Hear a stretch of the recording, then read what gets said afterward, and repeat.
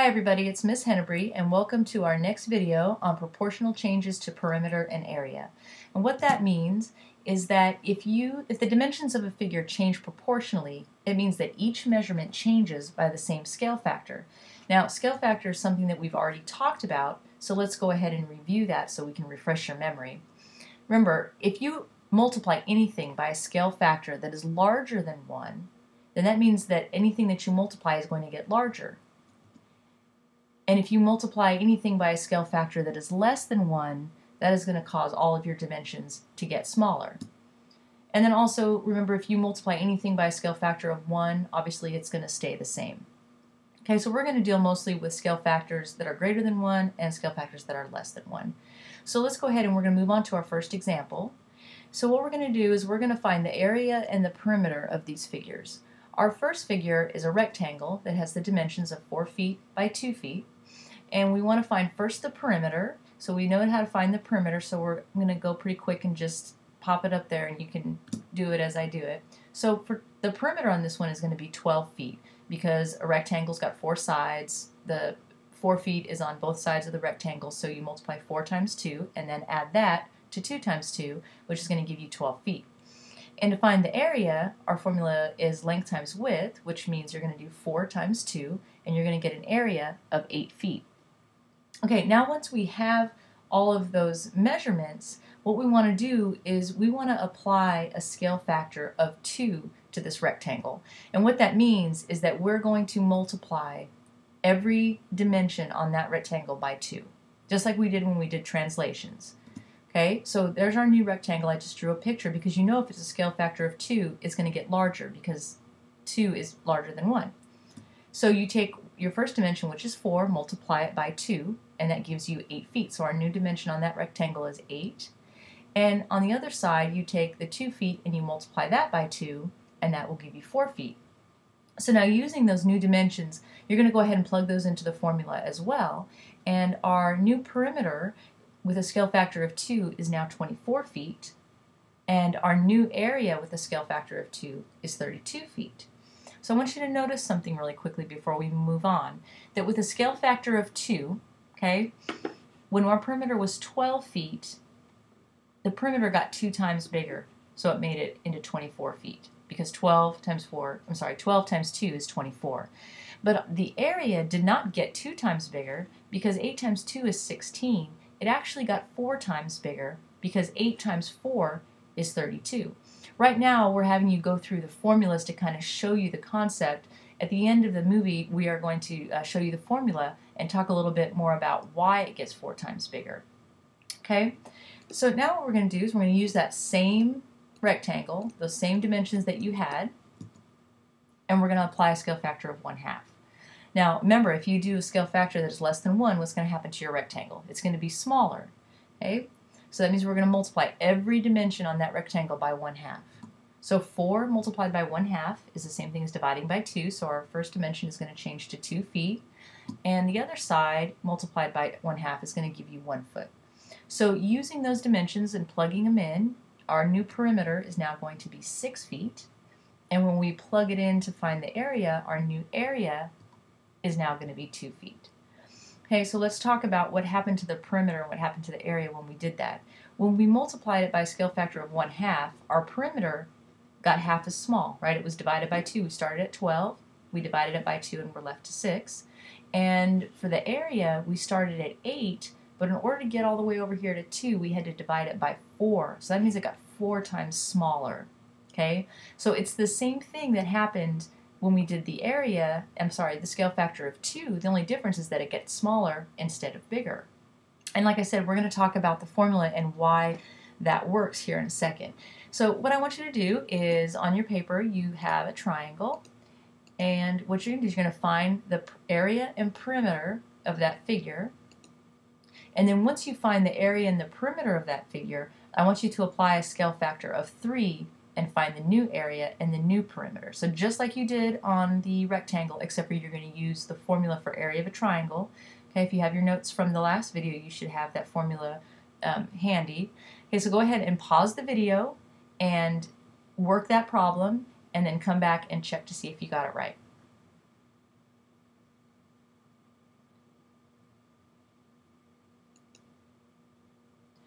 Okay, so now when you apply a scale factor of 3, what you should have gotten for your new rectangle is 6 times 3 is 18, 12 times 3 is 36, and 27 times 3, I'm sorry, 9 times 3 is 27. So these are our new dimensions when we have our rectangle that has a scale factor of 3. Okay, this is our old, the perimeter that you should have gotten is 27 because 6 plus 12 plus 9 is 27. And to find the area, remember area is base times height multiplied by 1/2 or divided by 2. So when we plug in those, you should have gotten 27 feet squared. Okay, so now we're going to do perimeter. A perimeter with a scale factor of 3. So it's going to be larger, obviously.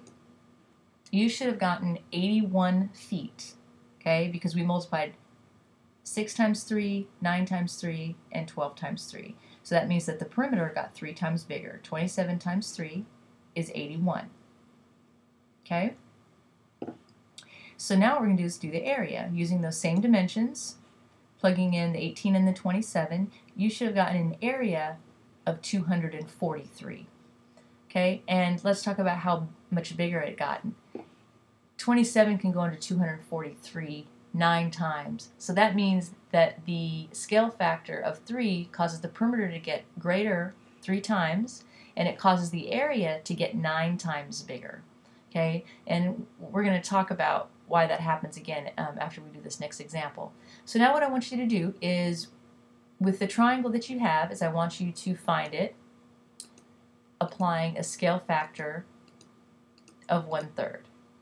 Okay, so go ahead and pause the video, and if you can maybe do it without doing all the work, if you've figured out the trick, go ahead and try it. If not, use the formula, plug it in, and, I'm sorry, not use the formula, draw the picture, use your new dimensions, and use the formulas to find out what the new area and perimeter are. So go ahead and pause the video.